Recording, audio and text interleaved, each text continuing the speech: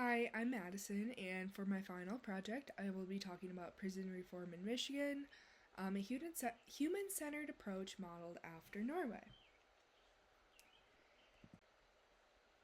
What if Michigan's prisons weren't just places of punishment, but pathways to rehabilitation?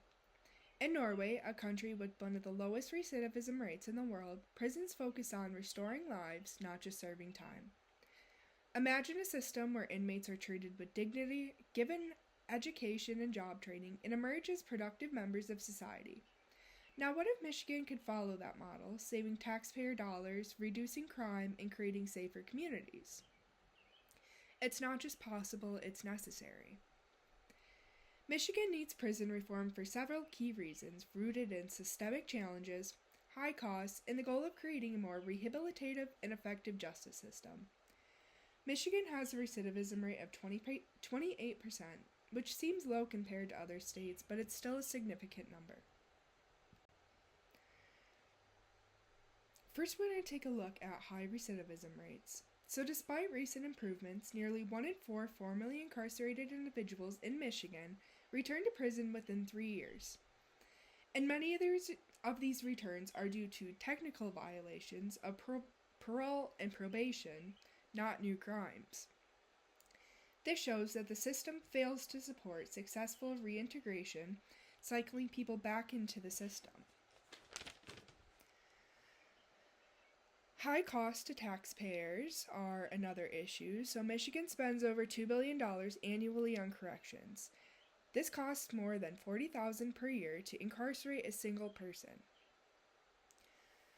Harsh sentencing laws are another issue, so truth in sentencing eliminates parole eligibility for many, and this removes incentives for rehabilitation and causes prison overcrowding.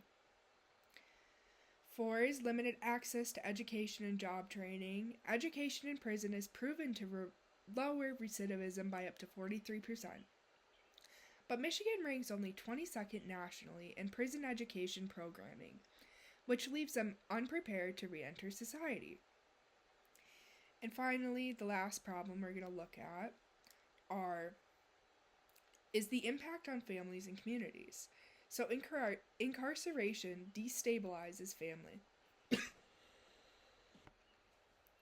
Incarceration destabilizes families, particularly in communities of color and low-income areas.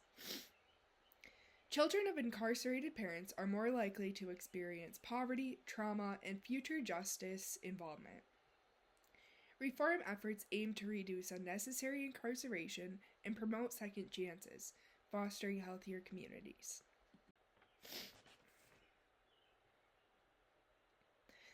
Norway's model is built on rehabilitation, humane treatment, and reintegration. Their prisons focus on education, mental health, and helping inmates return to society with dignity. As a result, they have a recidivism rate of just 20%, one of the lowest in the world. It's a system that prioritizes prevention over punishment. Norway has a lower recidivism rate of 20% opposed to Michigan's 28% because inmates receive strong reentry support. Norway ranks higher in prison conditions due to their small, open layout, like normalizing spaces. Inmates are allowed private rooms, keys, and personal space, opposed to Michigan's institutional-style prisons, which are overcrowded in many facilities. They have shared cells and limited autonomy. Norway's environment mirrors normal life, promoting responsibility and healing. Michigan's prisons remain punitive in architecture and daily experience. So we're going to look at and compare a couple different things. So first, access to education. In Norway, it's mandatory. In Michigan, it's available, but it's underfunded and not universal. Job training. In Norway, there's a strong emphasis on real-world skills. In Michigan, it's offered in some facilities, but there's inconsistent access. Mental health services. In Norway, staff are trained in mental health crises and treatment is integrated. In Michigan, there's limited capacity and long wait times. For prison work, in Norway, it's voluntary and skill building. In Michigan, it's menial and underpaid. Can Michigan legally adopt Norway's system? The answer is yes, but with some adjustments. While the U.S. legal system is fundamentally different from Norway's, it is feasible for Michigan to adopt key principles of Norway's model. First, we have state-level legislative authority, so Michigan can independently amend laws, enact systems, reform policies, and invest their money differently. 2. Administrative reforms. The Michigan Department of Corrections has the power to redesign prison programs, launch pilot rehabilitation-focused facilities, train staff in trauma-informed and therapeutic practices. 3. Facility transformation. Federal and state building codes apply, but there are no legal barriers to preventing Michigan from, number 1, building or redesigning prisons to resemble Norwegian models, and number 2, creating community-based reentry program centers. Okay, and then going on to budget and political will. The biggest barrier isn't legal. It's actually funding and ideology. Norway spends significantly more per inmate than Michigan, and reforms would require upfront investment, but studies show long-term savings through reduced recidivism will be beneficial. So now we're going to take a look at the implementation plan. So phase 1 is the first 2 years. The pilot sites will be 2 to 3 low to medium prisons with diverse demographics. So we're going to convert these select units to resemble Norway's normalization model, train correctional staff in de-escalation, mentorship, and trauma-informed care, offer GED, college classes, job training, and therapy, begin reentry plan at intake, increased family visits and community engagement, form oversights and advisory boards. So the MDOC would do the pilot design and staffing and operations. The state government would do funding approval and policy oversight. Our NGOs would provide services, advocacy, and additional funding. Our community leaders would provide public support and local partnerships. Phase 2 is the next 2 to 5 years. So the goal is to measure the impact of the pilot and prepare for statewide expansion. So then we would partner with universities or research organizations for third-party evaluation and look at the metrics, draft bills on pilot success, and scale programs to 5 to 7 additional prisons, create local reentry councils with employers, housing organizations, and mental health providers. Phase 3 would be the 5 to 10 year range. The goal is to transform Michigan's entire correction system to align with rehabilitative, human-centered values. So this would look like statewide prison reform, facility modernization, prioritize small regional facilities over centralized mega prisons, oversee continuous training and best practices, data and community engagement, and also share success stories, highlight fiscal savings, and change the public perception of incarceration. So for expected outcomes, we expect reduced recidivism. One of the most powerful expected outcomes of this reform is a significant drop in recidivism rates. We will see lower rates of reoffending within 3 years, decreased prison population over time, and significant cost savings. 2. Improved rehabilitation. We expect to see measurable gains in education, mental health, and workforce readiness among incarcerated individuals. The pilot program will introduce GED and college-level coursework, mental health treatment, and hands-on vocational training that mirrors real jobs. Benefits include higher GED and college completion rates, better coping skills, and lower in-prison violence, increased employment within 12 months post-release. 3 would be safer communities. Ultimately, this reform isn't just about the people inside the prison, it's about all of us. When people return home prepared, supported, and emotionally stable, They're less likely to commit new crimes. Safer reentry equals safer streets. Evidence-based results include lower crime rates in areas with strong reentry support, less burden on police, courts and emergency services, and reduced victimization rates. If you're wondering whether this model could work in the U.S., let's take a look at North Dakota. In 2015, their prison director visited Norway and returned with a new approach.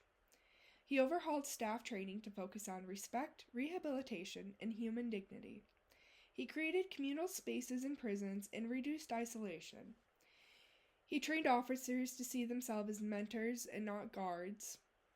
And the results included prison violence dropping by 40%, staff morale and retention improved dramatically, and recidivism fell and approach gained bipartisan support. So North Dakota is a conservative state, but they proved that it isn't about politics, it's about what works. The heart of the reform is human dignity. When we treat incarcerated people as capable of growth, we give them a real chance to change. Impacts on inmates include increased self-worth and hope for the future, access to therapy, education, and life skills, stronger identity as citizens, and not statistics.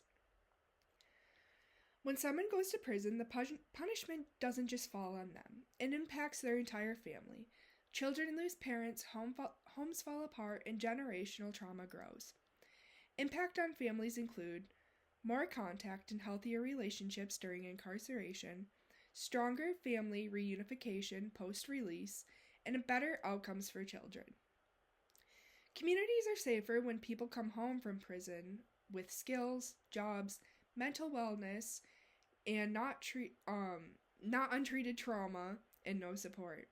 Impacts on society include reduced crime and repeat offenses, less strain on public systems, increased employment, housing stability, and civic engagement.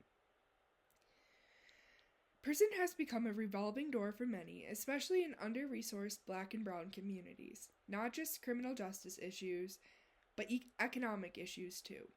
People who can't access education, mental health care, or jobs are more likely to end up behind bars.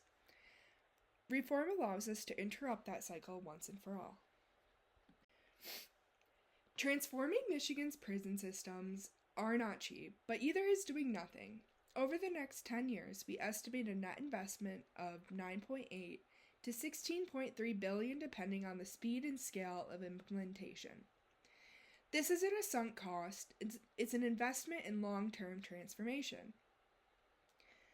So what makes this investment smart is that it pays off over time by cutting prison population sizes, lower per inmate operational costs, and reduce social costs of crime. Based on current projections, the financial break-even point is about 20 to 30 years.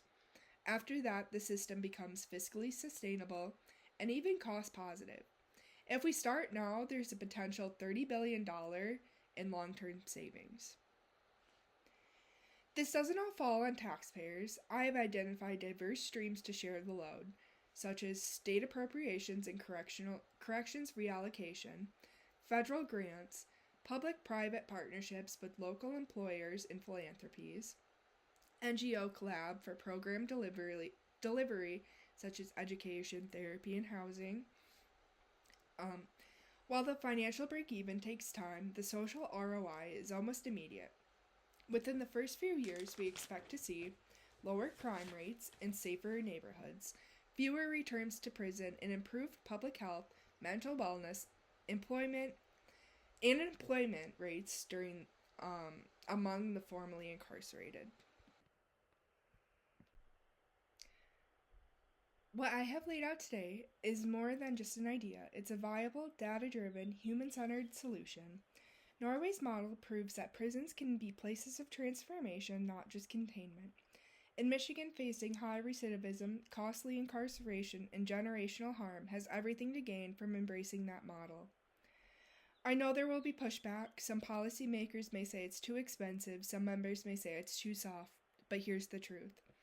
We have spent billions keeping people locked up without making them better. We've tried tough on crime, and we're still seeing crime, poverty, and cycles repeat.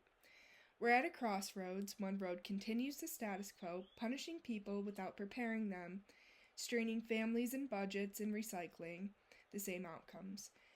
The other road demands courage. It requires investing in people, communities, and believing that change is possible. That's the road Norway chose, and it works. That's the road North Dakota followed, and it's working. Now it's Michigan's turn. To our government leaders, fund the pilot programs, reimagine what public safety can mean. To our NGOs and community partners, be ready to bring services inside prisons and into reentry. To the public, demand change that actually makes us safer. And to everyone in this room, stand up for a justice system rooted in humanity, not just punishment. Because when we change the way we treat people inside prison, we change what our communities look like outside of them. Let Michigan lead. Let this be the beginning of real, lasting reform. And then, if anybody has any questions, and here is my works cited page. Thank you.